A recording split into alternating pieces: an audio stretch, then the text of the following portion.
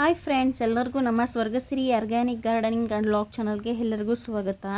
ಇವತ್ತು ಬಂದು ನಾವು ಹಣ್ಣಿನ ಗಿಡಗಳು ತಂದಿದ್ವಲ್ಲ, ಅದನ್ನೆಲ್ಲ ರಿಪೋರ್ಟಿಂಗ್ ಮಾಡೋಣ ಅಂತ ಹೇಳಿಬಿಟ್ಟು ರಿಪೋರ್ಟಿಂಗ್ ಮಾಡ್ತಾ ಇದ್ದೀವಿ. ದಯವಿಟ್ಟು ಯಾರೇನೂ ನನ್ನ ಚಾನಲ್ನ ಸಬ್ಸ್ಕ್ರೈಬ್ ಮಾಡಿಲ್ಲ, ದಯವಿಟ್ಟು ಸಬ್ಸ್ಕ್ರೈಬ್ ಮಾಡ್ಕೊಂಡು ನೋಡಿ. ಈ ವಿಡಿಯೋ ಇಷ್ಟ ಆದರೆ ಹಾಗೆ ಒಂದು ಲೈಕ್ ಮಾಡಿಬಿಡಿ. ನಾವು ಮಣ್ಣನ್ನೆಲ್ಲ ಎಲ್ಲೂ ತರೋದಿಲ್ಲ, ನಮ್ಮ ಕಾಂಪೌಂಡ್ನಲ್ಲಿ ಇರುವಂತಹ ಮಣ್ಣನ್ನೇ ಯೂಸ್ ಮಾಡ್ಕೋತೀವಿ.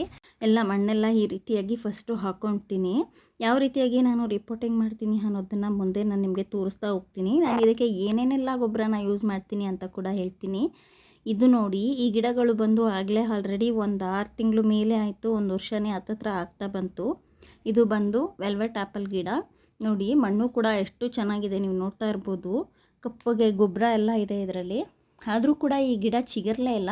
ಯಾಕೆ ಚಿಗುರಲಿಲ್ಲ ಅಂತ ನನಗೆ ಇವತ್ತು ಗೊತ್ತಾಗಲಿಲ್ಲ. ಸರಿ ನೋಡೋಣ ಇರೋದನ್ನ ರಿಪೋರ್ಟಿಂಗ್ ಮಾಡೋಣ ಅಂದ್ಬಿಟ್ಟು ಇವತ್ತು ರಿಪೋರ್ಟಿಂಗ್ ಮಾಡ್ತಾಯಿದ್ದೀನಿ. ಮಾಡಿದ್ಮೇಲೆ ಗೊತ್ತಾಗಿದ್ದು, ಇಲ್ಲಿ ಏನಾಗಿದೆ ಅಂದರೆ, ದುಡ್ಡಿನ ಆಸೆಗೆ ಕೆಲವೊಂದು ನರ್ಸರಿಗಳಲ್ಲಿ ತುಂಬಾ ಮೋಸ ಮಾಡ್ತಾರೆ ಜನಗಳಿಗೆ. ಆದರೆ ತುಂಬ ರೈತರುಗಳು ತುಂಬ ಆಸೆಯಿಂದ ಎಕ್ಸಾಟಿಕ್ ಫ್ರೂಟನ್ನು ಒಂದು ಆಸೆಯಿಂದ ತೊಗೊಂಡು ಬಂದು ಹಾಕುತ್ತಾರೆ. ಆದರೆ ಇವರು ಎಲ್ಲ ಏನು ಮಾಡಿರ್ತಾರೆ, ಅಂಟು ಮಣ್ಣುಗಳನ್ನ ಹಾಕ್ಬಿಟ್ಟು ತುಂಬಾ ಎಷ್ಟು ಗಟ್ಟಿಗಿರುತ್ತೆ ಅಂತ ನಾನು ನಿಮಗೆ ತೋರಿಸ್ತೀನಿ. ನಾನು ಯಾಕೆ ಗಿಡ ಯಾಕೆ ಬರ್ತಾ ಇಲ್ಲ ಚಿಗುರ್ತಾನೆ ಇಲ್ವಲ್ಲ ಅಂತ ಅಂದ್ಬಿಟ್ಟು ನೋಡಿ. ಇದು ವೆಲ್ವೆಟ್ ಆ್ಯಪಲ್ಲು, ಇನ್ನೊಂದು ಬಂದು ಹೆಗ್ ಫ್ರೂಟು, ಇನ್ನೊಂದು ಬಂದುಬಿಟ್ಟು ಸ್ವೀಟ್ ವುಡ್ ಆ್ಯಪಲ್ಲು. ಇಷ್ಟು 3 ಗಿಡನೂ ಸಹ ಬರ್ತಾ ಇಲ್ಲ. ಯಾಕೆ ಚಿಗುರ್ತಾ ಇಲ್ಲ ಅಂತ ಹೇಳಿಬಿಟ್ಟು ನಾನು ನೋಡೋಣ ಅಂತ ಹೇಳಿಬಿಟ್ಟು ಇವತ್ತಿಗೂ ರಿಪೋರ್ಟಿಂಗ್ ಮಾಡ್ತಿದ್ವಲ್ಲ, ಹೊಸ ಗಿಡಗಳನ್ನ ಹಾಕ್ತಿದ್ವಲ್ಲ, ಹಾಗೆ ಈ ಗಿಡಗಳು ಚಿಗುರ್ತಾ ಇಲ್ವಲ್ಲ, ತೆಗೆದುಬಿಟ್ಟು ಬೇರೆ ಗಿಡ ಹಾಕೋಣ ಅಂದ್ಬಿಟ್ಟು ನಾನು ರಿಪೋರ್ಟಿಂಗ್ ಮಾಡೋಣ ಅಂತ ತೆಗೆದೆ. ನೋಡಿ, ನೀವೇ ನೋಡಬಹುದು ನಾನು ಹಾಕಿರುವಂತಹ ಮಣ್ಣಾಗಲಿ ಗೊಬ್ಬರ ಆಗಲಿ ಎಷ್ಟು ಚೆನ್ನಾಗಿ ಹೂವು ಥರ ಇದೆ ಅಂತ ಹೇಳಿಬಿಟ್ಟು. ನೋಡಿ, ಇದರಲ್ಲೊಂದು ಅರಿಶಿನ ಗಿಡ ಸಹ ಉಟ್ಕೊಂಡಿದೆ. ಇದನ್ನು ನಾನು ಬೇರೆ ಇದಕ್ಕೆ ಹಾಕ್ತೀನಿ. ನಾನು ರಿಪೋರ್ಟಿಂಗ್ ಮಾಡುವಾಗ ಗಿಡಕ್ಕೆ ಏನನ್ನೆಲ್ಲ ಹಾಕ್ತೀನಿ ಮಣ್ಣು ಜೊತೆಯಲ್ಲಿ ಅಂತ ಸಹ ನಿಮ್ಮ ಹತ್ರ ನಾನು ಇವತ್ತು ಶೇರ್ ಮಾಡ್ಕೋತಾ ಇದ್ದೀನಿ. ಯಾಕಂದರೆ ಕೆಲವೊಬ್ಬರು ಕೇಳ್ತಿದ್ರಿ ಏನೇನೆಲ್ಲ ಗೊಬ್ಬರ ಹಾಕ್ತೀರಾ ಅಂತ ಹೇಳಿ. ನೋಡಿ, ಇದು ನೀಮ್ ಕೇಕ್ ಪೌಡರು. ಇದನ್ನು ನಾನು ತಾವರೆಕೆರೆಗೆ ಹೋಗಿ ಅಲ್ಲಿ ಸರ್ಕಾರದಲ್ಲಿ ಕೊಡುವಂತಹ ಅಗ್ರೋ ಕೇಂದ್ರಗಳಿರುತ್ತಲ್ಲ, ಅಲ್ಲಿ ಹೋಗಿ ತಂದಿದ್ದು. ಒಂದು ಚೀಲದಲ್ಲಿ ಬಂದು 40 kg ಬರುತ್ತೆ, 40 kg ಇರುತ್ತೆ. ಇದನ್ನು ನಾವು ಮೂಟೆಗಳ ಗಟ್ಟಲೆ ತೊಗೊಂಡ್ರೆ ನಮಗೆ ವರ್ತ್ ಆಗುತ್ತೆ. ಇಲ್ಲ ಲೂಸ್ ತೊಗೊಂಡಾಗ ರೇಟ್ ಜಾಸ್ತಿ ತೊಗೋತಾರೆ. ನನ್ನ ಗಿಡಗಳಿಗೆ ಎಲ್ಲ ಗಿಡಕ್ಕೂ ಬೇಕಾಗಿದ್ದರಿಂದ ನಾನು ಒಂದು ಮೂಟೆ ಫುಲ್ಲು ತೊಗೊಂಡು ಬಂದಿದ್ದೀನಿ. ನನಗೆ ಈ ಮೂಟೆಗೆ ಬಂದು 850 ರೂಪಾಯಿ ಬಿತ್ತು. ತುಂಬಾ ಕಡಿಮೆಯಲ್ಲಿ ಸಿಕ್ತು. ನನಗೆ 23 ರೂಪಾಯಿ ಅನಿಸುತ್ತೆ 1 kgಗೆ ಬೀಳುತ್ತೆ. ನಾನು ಲೆಕ್ಕ ಹಾಕಿದ್ದು. ಸರ್ಕಾರದ ಈ ಆಗ್ರೋ ಕೇಂದ್ರಗಳಲ್ಲಿ ಮಾತ್ರ ನಮಗೆ ಇಷ್ಟು ಕಡಿಮೆಗೆ ಸಿಗೋದು. ನಾನು ಅದೇ ನಾನು ನೀಮ್ ಕೇಕ್ ಪೌಡರ್ನ ಅಮೆಝಾನಲ್ಲಿ ಮತ್ತು ಫ್ಲಿಪ್ಕಾರ್ಟಲ್ಲಿ ಎಲ್ಲ ಚೆಕ್ ಮಾಡಿದೆ. ಎಲ್ಲಿ ಎಷ್ಟೇ ಕಡಿಮೆ ಅಂತ ಹುಡುಕಿದ್ರು ಸಹ 150 ರೂಪಾಯಿ 200 ರೂಪಾಯಿಯಿಂದನೇ ಸ್ಟಾರ್ಟ್ ಆಗುತ್ತೆ ಪರ್ kgಗೆ, 1 kgಗೆ. ನಾನು ಆ ರೀತಿ ಅಮೆಝಾನಲ್ಲಿ 150 to 200 ರೂಪೀಸ್ ಎಲ್ಲ ಕೊಟ್ಟು ತೊಗೊಳಕ್ಕೆ ಹೋದರೆ ನನಗೆ ತುಂಬಾ ಬೇಕು, ತುಂಬಾ ಅಮೌಂಟ್ ಜಾಸ್ತಿ ಆಗಿಬಿಡುತ್ತೆ. ಹಾಗಾಗಿ ನಾನು ಆಗ್ರೋ ಕೇಂದ್ರದಲ್ಲಿ ಹೋಗಿ ತೊಗೊಂಡು ಬಂದಿದ್ದು. ನೋಡಿ ಎಷ್ಟು ಚೆನ್ನಾಗಿದೆ ಅಂತ. ಈ ನೀಮ್ ಕೇಕ್ ಪೌಡರನ್ನು ಬೇವಿನ ಬೀಜದಿಂದ ಮಾಡಿರ್ತಾರೆ. ಇದು ಯಾವುದೇ ರೀತಿಯಲ್ಲೂ ಕೆಮಿಕಲ್ ಆಗಿರೋದಿಲ್ಲ. ಇದನ್ನು ನಮ್ಮ ಗಿಡಗಳಿಗೆ ಆರಾಮಾಗಿ ಕೊಡಬಹುದು. ಈ ನೀಮ್ ಕೇಕ್ ಪೌಡರನ್ನು ನಾವು ಗಿಡಗಳಿಗೆ ಕೊಡೋದ್ರಿಂದ ನಮ್ಮ ಗಿಡಗಳಿಗೆ ರೋಗ ನಿರೋಧಕ ಶಕ್ತಿ ಜಾಸ್ತಿ ಆಗುತ್ತೆ ಮತ್ತು ಬೇರಿನಲ್ಲಿ ಆಗುವಂತಹ ಫಂಗಸ್ ಎಲ್ಲ ಕಂಟ್ರೋಲ್ ಮಾಡ್ಬೋದು. ಹಾಗಾಗಿ ನಾನು ಎಲ್ಲ ಗಿಡಗಳಿಗೂ ನಾನು ನೀಮ್ ಕೇಕ್ ಪೌಡರನ್ನು ಯೂಸ್ ಮಾಡ್ತೀನಿ. ಅದಾದ ನಂತರ ನೋಡಿ, ಇದು ಕೋಕೋಪೀಟು. ಈ ಕೋಕೋಪೀಟನ್ನು ಬಂದು ನಾನು ಅಮೆಝಾನಲ್ಲಿ ತರಿಸ್ಕೊತೀನಿ. ಒಂದು 4 ಬ್ಲ್ಯಾಕ್ಗೆ ಬಂದು, ಅಂದರೆ 4 ಬಾಕ್ಸ್ ಥರ ಬರುತ್ತೆ. ಆ 4 ಬ್ಲ್ಯಾಕ್ಗೆ ಬಂದು 1000 ರೂಪೀಸ್ ಆಗುತ್ತೆ. ನಾನು ಆಲ್ರೆಡಿ ತರಿಸಿ ಇಟ್ಕೊಂಡಿದ್ದೆ. ಇದೆಲ್ಲ ಸ್ವಲ್ಪ ಪೀಸ್ ಆಗಿಬಿಟ್ಟಿದೆ.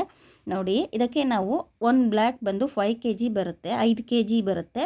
ಆ 5 kgನ ನಾವು ನೀರು ಹಾಕಿ ನೆನೆಸಿದಾಗ 25 kg ಅಷ್ಟು ಕೋಕೋಪೀಟ್ ಆಗುತ್ತೆ ನಮಗೆ.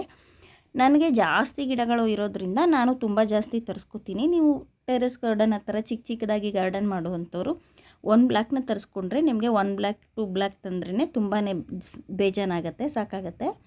ಅದಾದ ನಂತರ ಇದು ನೋಡಿ, ಇದು ಬಂದು ವುಡ್ ಆ್ಯಪಲ್ಲು. ಇವ್ರಿಗೆ ಬೇರೆ ಕಡೆಯಿಂದ ತರಿಸ್ಕೊಂಡಿರ್ಬೋದು. ಆದರೆ ಈ ರೀತಿ ಮಾಡಿದಾಗ ರೈತರಿಗೆ ತುಂಬಾ ಮೋಸ ಆಗುತ್ತೆ.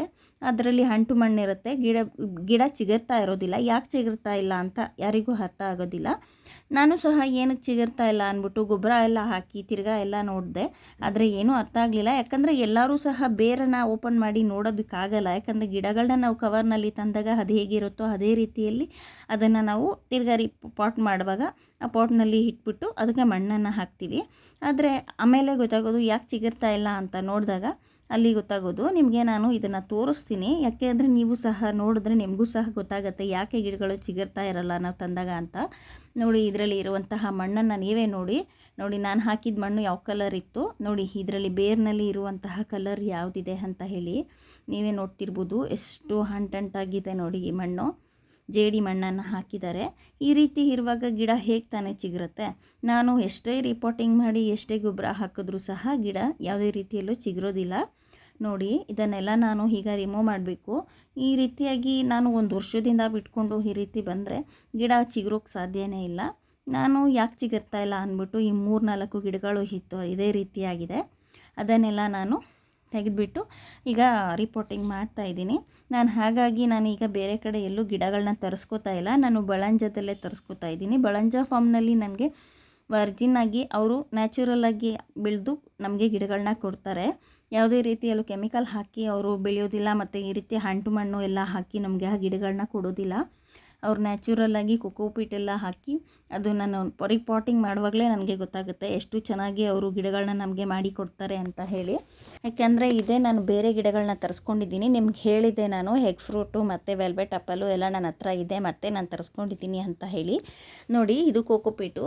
ನೀವು ಆಗಲೇ ನೋಡಿದ್ರಿ ಅಲ್ವಾ? ನೋಡಿ, ಈಗ ಎಷ್ಟು ಕೋಕೋಪೀಟ್ ಎಷ್ಟೊಂದು ಆಗಿದೆ ಅಂತ ನಾನು ನಿಮಗೆ ತೋರಿಸ್ತಾ ಇದ್ದೀನಿ. ನೀರು ಹಾಕಿ ಒಂದು ಸ್ವಲ್ಪ ಹೊತ್ತು ಬಿಟ್ಟರೆ ಈ ರೀತಿಯಾಗಿ ತುಂಬಾ ಕೋಕೋಪೀಟ್ ಆಗುತ್ತೆ ನಮಗೆ. ಈ ಕೋಕೋಪೀಟ್ನ ಹಾಕೋದ್ರಿಂದ ನಮ್ಮ ಗಿಡಗಳು ತುಂಬ ಚೆನ್ನಾಗಿ ಬೇರನ್ನು ಬಿಡೋದಕ್ಕೆ ಅನುಕೂಲ ಆಗುತ್ತೆ. ಮಣ್ಣನ್ನು ಲೂಸ್ ಮಾಡೋದಕ್ಕೆ ಈ ಕೋಕೋಪೀಟ್ ಅನುಕೂಲ ಆಗುತ್ತೆ. ಮತ್ತು ವೆಯ್ಟ್ ಕಡಿಮೆ ಕೂಡ ಮಾಡಬಹುದು, ಪಾಟ್ನ ವೆಯ್ಟ್ನ ಕಡಿಮೆ ಮಾಡಬಹುದು. ಈ ಕೋಕೋಪೀಟ್ ಹಾಕೋದ್ರಿಂದ ನಮ್ಮ ಗಿಡದ ಬೇರುಗಳು ತುಂಬಾ ಚೆನ್ನಾಗಿ ಬಿಡೋದಕ್ಕೆ ಲೂಸಾಗಿ ಮಣ್ಣು ಎಷ್ಟು ಹೂವಿನ ಹಾಗಿರುತ್ತೆ ಹಾಗೆ ಬೇರು ಚೆನ್ನಾಗಿ ಬಂದರೆ ಗಿಡನೂ ತುಂಬ ಚೆನ್ನಾಗಿ ಬರುತ್ತೆ. ಅದಕ್ಕೋಸ್ಕರ ನಾವು ಕೋಕೋಪೀಟನ್ನು ಯೂಸ್ ಮಾಡಬೇಕು. ಕೋಕೋಪೀಟ್ ಇಲ್ಲ ಅಂದರೆ ಮರಳನ್ನು ಸಹ ಯೂಸ್ ಮಾಡಬಹುದು. ಆದರೆ ಕೋಕೋಪೀಟು ಬೆಸ್ಟು, ಯಾಕಂದರೆ ನಮಗೆ ಅಮೆಝಾನಲ್ಲೆಲ್ಲ ಸಿಗತ್ತೆ. ಬೆಂಗಳೂರಿನಲ್ಲಿ ಇರೋ ಅಂಥವ್ರಿಗೆ ಕೋಕೋಪೀಟು ಬೆಸ್ಟ್ ಅಂತಲೇ ಹೇಳ್ಬೋದು. ಮರಳೆಲ್ಲ ನೀವು ಟೆರೆಸ್ ಗಾರ್ಡನ್ ಮಾಡ್ಬೋದು, ಅವಾಗೆಲ್ಲ ವೆಯ್ಟ್ ಆಗುತ್ತೆ. ನಿಮ್ಮ ಟೆರೆಸ್ ಮೇಲೆ ತುಂಬ ವೆಯ್ಟ್ ಬೀಳುವಂಥ ಸಾಧ್ಯತೆ ಇರುತ್ತೆ. ಆದರೆ ಕೋಕೋಪೀಟ್ ಹಾಕೋದ್ರಿಂದ ಕೋಕೋಪೀಟ್ ಬಂದು ನಮ್ಮ ಗಿಡದಲ್ಲಿ ನೀರನ್ನು ಸಹ ಹಿಡಿದಿಟ್ಕೊಳ್ಳೋಕ್ಕೆ ಸಹಾಯ ಮಾಡುತ್ತೆ. ಯಾವಾಗಲೂ ಕೂಡ ನಾವು ಡೈಲಿ ನೀರು ಹಾಕಲೇಬೇಕು ಅನ್ನೋವಂಥದ್ದೇನೂ ಇರಲ್ಲ. ನಾವು ಕೋಕೋಪೀಟ್ ಹಾಕಿರೋದ್ರಿಂದ ಕೋಕೋಪೀಟ್ ಬಂದು ನೀರನ್ನು ಹಿಡಿದಿಟ್ಕೊಂಡಿರುತ್ತೆ. ಹಾಗಾಗಿ ನಾವು 3 ಡೇಸ್ಗೂ ಸಹ ನೀರನ್ನು ಕೊಡಬಹುದು ಗಿಡಗಳಿಗೆ. ಬೇಸಿಗೆ ಟೈಮ್ನಲ್ಲಿ 3 ಡೇಸಿಗೆ ಕೊಡಬಹುದು. ಮಳೆಗಾಲದಲ್ಲಿ ನಾವು ಕೊಡದೇ ಇದ್ರೂ ನಡೆಯುತ್ತೆ. ಇಲ್ಲ ದೊಡ್ಡ ಗಿಡಗಳಾದರೆ ಅದನ್ನು ನೀರು ಕೊಡಲೇಬೇಕಾಗತ್ತೆ. ನೋಡಿ, ನಾನು ಯಾವ ರೀತಿ ರಿಪೋರ್ಟಿಂಗ್ ಮಾಡ್ತೀನಿ ಅಂತ ತೋರಿಸ್ತಾ ಇದ್ದೀನಿ. ನಾನು ಈ ರೀತಿಯಾಗಿ ಕೋಕೋಪೀಟನ್ನೆಲ್ಲ ನೆನೆಸ್ಕೊತಾ ಇದ್ದೀನಿ. ಅದು ಕೋಕೋಪೀಟನ್ನೆಲ್ಲ ನೆನೆಸಿದ ನಂತರ ನಾನು ರೆಡಿಯಾಗಿರುವಂತಹ ನೆಂದು ಪುಡಿಯಾಗಿರುವಂತಹ ಕೋಕೋಪೀಟನ್ನು ನಾನು ಮಣ್ಣಿನ ಜೊತೆಯಲ್ಲಿ ಮಿಕ್ಸ್ ಮಾಡ್ಕೋತೀನಿ. ಈ ರೀತಿಯಾಗಿ ಮಣ್ಣಿನ ಜೊತೆಯಲ್ಲಿ ಹಾಕ್ಬಿಡ್ತೀನಿ. ಕೋಕೋಪೀಟನ್ನು ನಾನು ಒಂದೇ ಸರಿ ಬೇಷನಲ್ಲಿ ನೆನೆಸೋಕ್ಕಾಗಲಿಲ್ಲ. ಹಾಗಾಗಿ ನಾನು 2 ಸರಿ 3 ಸರಿ ನೆನೆಸ್ಕೊಂಡು ಇದಕ್ಕೆ ಮಣ್ಣಿನ ಜೊತೆ ಹಾಕ್ಕೋತಾ ಇದ್ದೀನಿ. ಸದ್ಯಕ್ಕೆ ನಾನು ಒಂದು 12-13 ಗಿಡಗಳನ್ನ ಹಾಕೋಣ ಅಂತ ಇದ್ದೀನಿ. ಹಾಗಾಗಿ ನಾನು ಈಗ ಬರೀ ಒಂದು ಬ್ಲಾಕನ್ನು ಮಾತ್ರ ಯೂಸ್ ಮಾಡ್ಕೋತಾ ಇರೋದು. ನಿಮಗೆ ನೋಡ್ತಾ ಇರ್ಬೋದು ಎಷ್ಟು ಇದೆ ಅಂತ ಹೇಳಿ. ಇದನ್ನೆಲ್ಲ ನಾನು ಮಿಕ್ಸ್ ಮಾಡ್ಕೋತಾ ಇದ್ದೀನಿ. ನಂತರ ನಾನು ನಿಮಗೆ ತೋರಿಸ್ತಾ ಇದ್ದೀನಲ್ಲ, ಇದು ನೇಮ್ ಕೇಕ್ ಪೌಡರು, ಆವಾಗಲೇ ತೋರಿಸಿದ್ನಲ್ಲ ಅದೇ ಇದು. ಇದನ್ನು ಸಹ ನಾನು ಒಂದು ಬೇಷನ್ನಲ್ಲಿ ಇಟ್ಕೊಂಡು ಅದರಲ್ಲಿ ಹಾಕ್ಕೊತಾ ಇದ್ದೀನಿ. ಇದನ್ನು ಸಹ ನಾನು ಒಂದು ಬೇಷನ್ನು 2 ಬೇಷನ್ನಷ್ಟು ನಾನು ಹಾಕ್ಕೋತೀನಿ. 12-13 ಗಿಡಗಳು ಹಾಕ್ಕೊಳ್ಳೋದಿರೋದ್ರಿಂದ ಇನ್ನೂ ಜಾಸ್ತಿ ಇದೆ. ಅದನ್ನೆಲ್ಲ ನಾನು ಮತ್ತೆ ಆಮೇಲೆ ನಂತರ ನಾನು ರಿಪೋರ್ಟಿಂಗ್ ಮಾಡ್ಕೋತೀನಿ. ಸದ್ಯಕ್ಕೆ ನಾನು ಈಗ ಒಂದು 13-14 ಗಿಡಗಳನ್ನ ಹಾಕೋದ್ರಿಂದ ನಾನು ಅದಕ್ಕೆ ಬೇಕಾದಷ್ಟನ್ನು ಮಾತ್ರ ಹಾಕ್ಕೋತಾ ಇದ್ದೀನಿ. ನೀಮ್ ಕೇಕ್ ಪೌಡರ್ನ ಹಾಕೋದ್ರಿಂದ ಯಾವುದೇ ರೀತಿಯಲ್ಲೂ ಏನೂ ತೊಂದರೆ ಆಗೋದಿಲ್ಲ. ಆದರೆ ಅದು ಕೂಡ ಅತಿ ಆಗಬಾರ್ದು ಯಾವುದೇ ಆದ್ರೂ. ನಾನು ಈ ಬೇಷನ್ನಲ್ಲಿ 1.5 ಬೇಷನ್ನಷ್ಟು ನೀಮ್ ಕೇಕ್ ಪೌಡರನ್ನು ಯೂಸ್ ಮಾಡ್ಕೋತಾ ಇದ್ದೀನಿ. ನಾನು 1 ಬ್ಲ್ಯಾಕು ಕೋಕೋಪೀಟ್ ತೊಗೊಂಡಿದ್ದೀನಿ. ಹಾಗೆಯೇ 1.5 ಬೇಷನ್ನಷ್ಟು ಈ ನೀಮ್ ಕೇಕ್ ಪೌಡರನ್ನು ಯೂಸ್ ಮಾಡ್ಕೋತಾ ಇದ್ದೀನಿ. ನೀವು ನೋಡಬಹುದು ನಾನು ಯಾವ ರೀತಿಯಾಗಿ ಪಾಟಿಂಗ್ ಮಿಕ್ಸ್ ಮಾಡ್ಕೋತಾ ಇದ್ದೀನಿ ಅಂತ ಹೇಳಿ. ಅದರಲ್ಲಿ ಈಗ ಕೋಕೋಪೀಟ್ ಹಾಕಿದ್ದಾಯಿತು. ನಂತರ ನಾನು ನೀಮ್ ಕೇಕ್ ಪೌಡರನ್ನು ಸಹ ಇದಕ್ಕೆ ಸೇರಿಸ್ಕೋತಾ ಇದ್ದೀನಿ. 1 ಬೇಷನ್ ಹಾಕಿದೆ ನೋಡಿ. ಈಗ ಇನ್ನೂ ಒಂದು ಅರ್ಧ ಬೇಷನ್ನಷ್ಟು ನೀಮ್ ಕೇಕ್ ಪೌಡರನ್ನು ಹಾಕ್ಕೋತೀನಿ. ಅಷ್ಟನ್ನು ಹಾಕಿದ ನಂತರ ನಾನು ನೋಡಿ ಇದು ಬಂದು ಕುರಿ ಗೊಬ್ಬರ. ಇದನ್ನು ಸಹ ನಾನು ಅದಕ್ಕೆ ಸೇರಿಸ್ಕೊತಾ ಇದ್ದೀನಿ, ನಿಮಗೆ ತೋರಿಸ್ತಾ ಇದ್ದೀನಿ ಅಲ್ವಾ. ಇದನ್ನು ಸಹ ನಾನು 1.5 ಬೇಷನ್ನಷ್ಟು ಹಾಕ್ಕೋತೀನಿ. ಅದಕ್ಕೆ ಬೇಕಾದಾಗ ನಾನು ಎಕ್ಸ್ಟ್ರಾ ಗೊಬ್ಬರನೂ ಸಹ ಕೊಡ್ತಾ ಇರ್ತೀನಿ. ಒಂದೊಂದು ಸರಿ ನೋಡಿ ಎರೆಹುಳ ಸಹ ಇದೆ, ನಮ್ಮ ಈ ಮಣ್ಣಿನಲ್ಲಿ ಎರೆಹುಳಗಳು ಸಹ ಇದೆ, ನೀವು ನೋಡ್ತಾ ಇರಬಹುದು, ತೋರಿಸ್ತಾ ಇದ್ದೀನಲ್ಲ. ನೋಡಿ ಇದೆಲ್ಲ ನಮ್ಮ ಮಣ್ಣಲ್ಲಿ, ನಮ್ಮ ಪಾಟ್ನಲ್ಲಿ ಯಾವಾಗಲೂ ಎರೆಹುಳಗಳು ಇದ್ದೇ ಇರುತ್ತೆ. ಈ ರೀತಿಯಾಗಿ ನಾವು ಕೆಮಿಕಲ್ ಯೂಸ್ ಮಾಡೋದ್ರಿಂದ ಎರೆಹುಳಗಳೆಲ್ಲ ಸತ್ತೋಗುತ್ತೆ. ಯಾವುದೇ ರೀತಿಯಲ್ಲೂ ಕೆಮಿಕಲ್ನ ಯೂಸ್ ಮಾಡಬಾರ್ದು. ನಾನು ಸಹ ನನ್ನ ಗಿಡಗಳಿಗೆ ಏನಾದರೂ ಹುಳ ಆದರೂ ಸಹ ನಾನು ಬರೀ ಬೇವಿನ ಎಣ್ಣೆಯನ್ನು ಮಾತ್ರ ಹಾಕೋದು. ಯಾವುದೇ ಕಾರಣಕ್ಕೂ ನಾನು ಕೆಮಿಕಲ್ ಪೆಸ್ಟಿಸೈಡನ್ನು ಹೊಡೆಯೋದಿಲ್ಲ. ಏನಿದ್ರೂ ನಾನು ನೀಮ್ ಆಯಿಲ್ ಅಷ್ಟೇ ಯೂಸ್ ಮಾಡ್ತೀನಿ. ನೋಡಿ ಗೊಬ್ಬರನೂ ಸಹ ನಾನು ಯಾವುದೇ ರೀತಿಯಲ್ಲೂ ಕೆಮಿಕಲ್ ಗೊಬ್ಬರನ ಯೂಸ್ ಮಾಡ್ತಿಲ್ಲ. DAPಯನ್ನು ಸಹ ನಾನು ಯೂಸ್ ಮಾಡ್ತಾ ಇಲ್ಲ. ನಾನು ಏನಿದ್ರೂ ಬರೀ ಕುರಿ ಗೊಬ್ಬರ ಮತ್ತು ಬೇವಿನ ಹಿಂಡಿ, ಕೊಕೊಪೀಟು ಇಷ್ಟನ್ನು ಮಿಕ್ಸ್ ಮಾಡ್ಕೋತೀನಿ. ಜೊತೆಗೆ ನಾನು ಬೂದಿಯನ್ನು ಸ್ವಲ್ಪ ಹಾಕ್ಕೋತೀನಿ. ಇದು ಹಾಕುವಾಗ ಮರ್ತೋಯ್ತು, ನಾನು ಆಮೇಲೆ ಹಾಕ್ಕೊಂಡೆ ತಿರ್ಗಾ. ನೋಡಿ ಈ ರೀತಿಯಾಗಿ ಎಲ್ಲನೂ ನಾವು ಪಾಟ್ ಮಿಕ್ಸಿಂಗ್ನ ಮಾಡ್ಕೋತೀವಿ. ಈ ರೀತಿಯಾಗಿ ಎಲ್ಲ ಚೆನ್ನಾಗಿ ಮಿಕ್ಸಿಂಗ್ ಆದಮೇಲೆ ನಾನು ಎಲ್ಲ ಗಿಡಗಳನ್ನೂ ಹಾಕೋದು. ಈಗ ಈ ರೀತಿ ಮಿಕ್ಸ್ ಮಾಡೋದ್ರಿಂದ ನಮ್ಮ ಗಿಡಗಳಿಗೆ ಗೊಬ್ಬರ ಸಿಗತ್ತೆ ಮತ್ತು ಬೇರು ಸಹ ಬಿಡೋದಕ್ಕೆ ಈ ಕೋಕೋಪೀಟ್ ಹಾಕಿರೋದ್ರಿಂದ ಅನುಕೂಲ ಆಗುತ್ತೆ. ಈ ರೀತಿಯಾಗಿ ನಾವು ಚೆನ್ನಾಗಿ ಪಾಟ್ ಮಿಕ್ಸನ್ನು ಮಾಡಿಕೊಂಡು ನಾವು ಗಿಡಗಳನ್ನ ಹಾಕ್ಕೋತೀವಿ.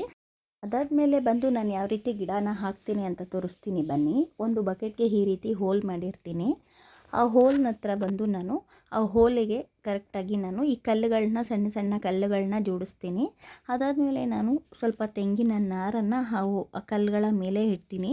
ಈ ರೀತಿ ಮಾಡೋದ್ರಿಂದ ನಾವು ಹಾಕಿದಂತಹ ನೀರು ಎಷ್ಟು ಬೇಕೋ ಅಷ್ಟನ್ನು ಗಿಡ ತಗೊಂಡು ಮಿಕ್ಕಿದ ನೀರೆಲ್ಲ ಈ ಹೋಲ್ನಲ್ಲಿ ಹೋಗೋದಕ್ಕೆ ಅನುಕೂಲ ಆಗುತ್ತೆ. ಹಾಗಾಗಿ ಈ ರೀತಿಯಾಗಿ ಹಾಕ್ಕೋತೀನಿ. ಅದಾದಮೇಲೆ ನಾನು ಅದಕ್ಕೆ ಮಣ್ಣನ್ನು ಹಾಕ್ತೀನಿ. ನಾನು ಆಗಲೇ ಹೇಳಿದ್ದೆ ಅಲ್ವಾ ನಿಮಗೆ, ನಾನು ಬೂದಿನ ಹಾಕ್ತೀನಿ ಅಂತ. ಬೂದಿ ಹಾಕೋದು ಮರ್ತೋಗಿದ್ದೆ. ಹಾಗಾಗಿ ನಾನು ಈ ಮಣ್ಣಿಗೆ ನಾನು ಬೂದಿಯನ್ನು ಸಹ ಮಿಕ್ಸ್ ಮಾಡ್ಕೋತೀನಿ. ಆದರೆ ನೋಡ್ಕೊಂಡು ಹಾಕ್ಕೊಳ್ಳಿ, ಯಾರೂ ಜಾಸ್ತಿ ಹಾಕೋಕ್ಕೆ ಹೋಗ್ಬಿಡಿ, ಗಿಡಗಳು ಸುಟ್ಟೋಗುವಂತಹ ಸಾಧ್ಯತೆ ಇರುತ್ತೆ. ಬೂದಿ ಹಾಕೋದ್ರಿಂದ ಗಿಡಗಳಿಗೆ ಫಂಗಸ್ ಆಗೋದನ್ನು ಸಹ ಕಂಟ್ರೋಲ್ ಮಾಡಬಹುದು. ಹಾಗಾಗಿ ನಾನು ಸ್ವಲ್ಪ ಲೈಟಾಗಿ ಹಾಕಿರೋದು, ತುಂಬ ಏನೂ ಹಾಕಿಲ್ಲ. ನಿಮಗೆ ಆ ರೀತಿಯಾಗಿ ಕಾಣ್ತಾ ಇರ್ಬೋದು ಅಷ್ಟೇನೆ. ಆವಾಗಲೇ ನಾನು ಪಾಟ್ ಮಿಕ್ಸಿಂಗ್ ಮಾಡುವಾಗಲೇ ಹಾಕಬೇಕಾಗಿತ್ತು, ಮರ್ತೋಗಿದ್ದರಿಂದ ಅದನ್ನು ನಾನು ನಿಧಾನವಾಗಿ ಹಾಕಿ ಈ ರೀತಿಯಾಗಿ ಮಿಕ್ಸ್ ಮಾಡ್ಕೋಬೇಕಾಯಿತು ಅಷ್ಟೇ. ನೋಡಿ ಈ ರೀತಿಯಾಗಿ ನಾನು ಎಲ್ಲನೂ ರೆಡಿ ಮಾಡಿಕೊಂಡು ಆದಮೇಲೆ ನಾನು ಆ ಗಿಡಗಳನ್ನು ಈ ರೀತಿಯಾಗಿ ರೀಪಾಟಿಂಗ್ ಮಾಡುವಂಥದ್ದು. ಒಂದೊಂದು ಸರಿ ನರ್ಸರಿಗಳಲ್ಲಿ ಮಾಡೋ ಮೋಸಕ್ಕೆ ಆ ರೀತಿ ಗಿಡಗಳು ಬರದೇ ಇರೋ ರೀತಿ ಆಗತ್ತೆ. ಈಗ ನಾನು ಇದನ್ನು ಈ ರೀತಿಯಾಗಿ ನಾನು ನಮ್ಮ ಮನೆಯಲ್ಲಿ ಯಾವ ರೀತಿ ಗೊಬ್ಬರ ಕೊಡ್ತೀನಿ ಅಂತ ನಾನು ನಿಮಗೆ ತೋರಿಸಿದ್ದೀನಿ. ಇದಾದಮೇಲೆ ನಾನು ನೆಕ್ಸ್ಟ್ ಬಂದು ಅದಕ್ಕೆ ನಾನು ಮೇಲಿಂದ ಮೇಲೆ ಸ್ವಲ್ಪವಾದಂತಹ ಗೊಬ್ಬರನ 3 ತಿಂಗಳಿಗೆ ಆ ರೀತಿ ಯಾವಾಗಲೂ ಒಂದು ಸರಿ ಕೊಡ್ತೀನಿ. ಇಲ್ಲ ಅಂದರೆ ಬಂದು ನಾನು ಮನೆಯಲ್ಲೇ ನಾನು ಲಿಕ್ವಿಡ್ ಫರ್ಟಿಲೈಸರನ್ನು ರೆಡಿ ಮಾಡಿಕೊಂಡು ನನ್ನ ಗಿಡಗಳಿಗೆಲ್ಲ ಕೊಡ್ತೀನಿ. ನನ್ನ ಗಿಡಗಳಂತೂ ತುಂಬಾ ಹೆಲ್ದಿಯಾಗಿ ಆರಾಮಾಗಿ ಬೆಳೆಯುತ್ತೆ. ಆದರೆ ಬೆಳೀದೇ ಇರುವಂಥ ಗಿಡಗಳು ಯಾವುದು ಅಂದರೆ ಈ ರೀತಿಯಾಗಿ ನರ್ಸರಿಯಲ್ಲಿ ಮೋಸದಿಂದ ನಮಗೆ ಗಿಡಗಳನ್ನ ಕೊಟ್ಟಿರ್ತಾರಲ್ಲ, ಆ ಗಿಡಗಳು ಮಾತ್ರ ಬರೋದಿಲ್ಲ. ಅದನ್ನು ಬಿಟ್ಟರೆ ಮಿಕ್ಕ ಎಲ್ಲ ಗಿಡಗಳು ಸಹ ತುಂಬ ಚೆನ್ನಾಗಿ ಬರುತ್ತೆ. ನೋಡಿ ಎಷ್ಟು ಚೆನ್ನಾಗಿ ಈ ಗಿಡ ಬೇರು ಬಿಟ್ಟಿದೆ. ಇದನ್ನು ತೆಗೆದು ನಾನು ಚೆಕ್ ಮಾಡೋಕ್ಕೆ ಯಾವತ್ತೂ ಆಗೋದಿಲ್ಲ ಅಲ್ವಾ, ಈ ರೀತಿ ಇರೋದರಿಂದ. ಅದೇ ರೀತಿಯಲ್ಲಿ ನಾವು ರಿಪೋರ್ಟಿಂಗ್ ಮಾಡೋದು ಸಹ, ನಾವು ಅದನ್ನು ತೆಗಿಯೋಕ್ಕೆ ಹೋದಾಗ ಗಿಡಗಳ ಬೇರು ಡ್ಯಾಮೇಜ್ ಆಗುವಂತಹ ಸಾಧ್ಯತೆ ಇರುತ್ತೆ. ಹಾಗಾಗಿ ಯಾವುದೇ ಕಾರಣಕ್ಕೂ ನಾವು ಗಿಡಗಳನ್ನ ತಂದಿದ್ದನ್ನು ಈ ರೀತಿಯಾಗಿ ಇಡೋದು. ನಿಮಗೆಲ್ಲ ಈ ವಿಡಿಯೋ ಇಷ್ಟ ಆಯಿತು ಅಂತ ಅಂದ್ಕೋತೀನಿ.